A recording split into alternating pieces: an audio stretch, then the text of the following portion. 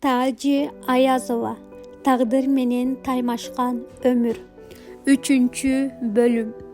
Nabat түшкөн учак белгиленген мөөнөттөн кечикпей Домодедово аэропортуна келип конду.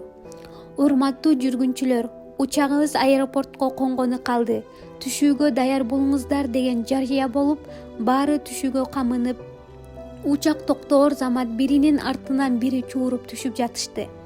Набатты көрө сала Азат жан алык албай кубанып, колдорун булгалады. Набатта Азатты көрүп көздөрү жайнап кубанып кетти. Бири-бирин сагынышкан жубайлар кучактарын жайып келип, айкалыша калышып, бир саамга ынтыга өпкүлөшүп, жүрөктөрү кабынан ыргып кетчүдөй абалда болушуп, амандашып эсен соолук сурашты да кеттик деп Азат Набатты колунан жетелей сумкаларды көтөрүп жөнөдү. Гүлниза таң эртең туруп, жаңыдан музоолонгон уюн саап, кошунан тестер уулу Азизбекке уюларың менен бадага кошо келчи балам, деди Гүлниза.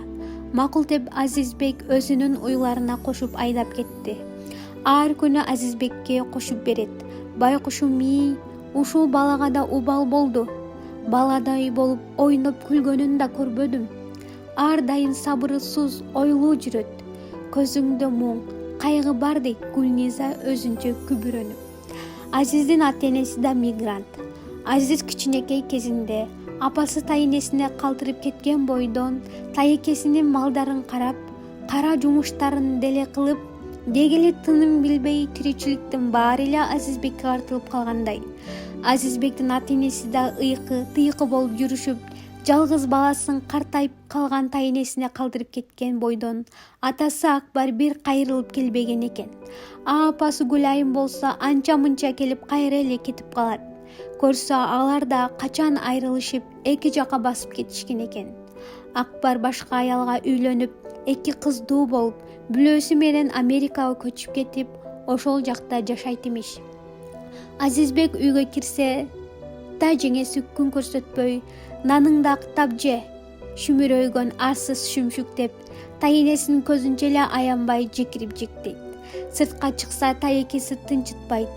Үйлөрүндө тайынесине башка эч кимдин боору оорубайт. Тайынеси боору ооруган менен колунан эчтеке келбейт. Эгер тайынеси аралашып сүйлөшсө эле болду. Сөз сүйлөбөй, тынч олтуруңуз, айнытасыз баланы дешип жекирип салышат. Гүлниза Азизбекке боору ооруп, анча-мынча чакырып тамак берип, каралашып турат. Та жеңеси аябай тажаал болгондуктан алыстан эле үнү угулса, коркуп дирилдеп калганын көргөндө Гүлниза боору ооруп, ай ушул байкуш Азизбекке кантип жардам берсем экен деп ойлонот.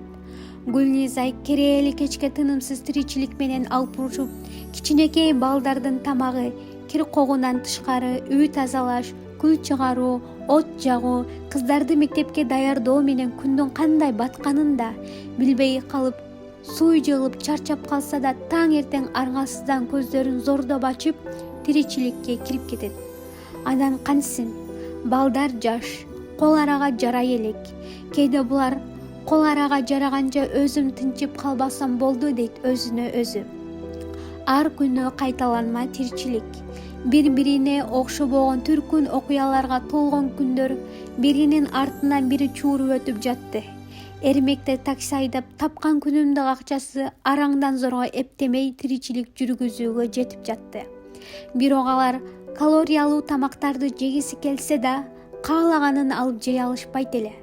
Азат менен Набат Азаттын квартирасына келишип, сөздөрү түгөнбөй божурашып, кыздарын айламал менен ишеничтүү жерге жайгаштырып келгенин айтып, эми жеңеме Кудайым ынсап берсин, Кудайым өзү кечирсин деп айлам түгөнгөндөн жалганды сүйлөдүм. Агам менен жеңемди сен үйлөнүп алыптыр, ошону же ары же бери кылып келемин деп ыйлап сыктасам, алар да мага боору ооруп, кыздары алып калышты. Эгер менин жалганды айтканымды билишсе, аябай катуу капа болушат, деди. Набат өзү да муңайып. Эми мени жек көрүп калышты десеңчи, деди Азат. Жалган ушак экен деп коебуз да, ошол күнү түнөп эртеси эртең менен дароо эле жакыныраак жерден дүкөнгө эсепчи керек деген жарыя аркылуу жолугушканда дароо эле жумушка кабыл алынып иштеп калды.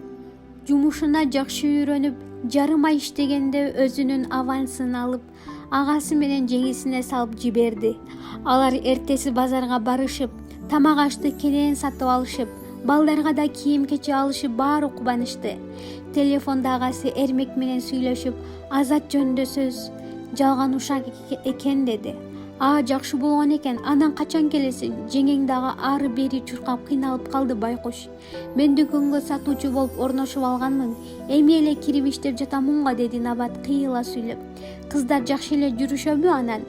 Ооба, кыздарың жакшы. Бизге кыйла үйрөнүп калганы менен өз ата-энесинин орду башка. Карындашым, ар кимдин баасына өзүнө буйрусун. Азат экөөң жакшылап сүйлөшүп, кыздарды ошол Москвага алып кетпейсиңерби? Же өзүң кайра келип карайсыңбы? Айтор бир айласын кылгыла.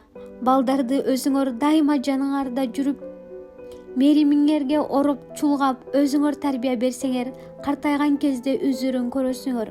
Айтканды жаман көрбөгүн карындашым, мага капаланбай туура түшүн.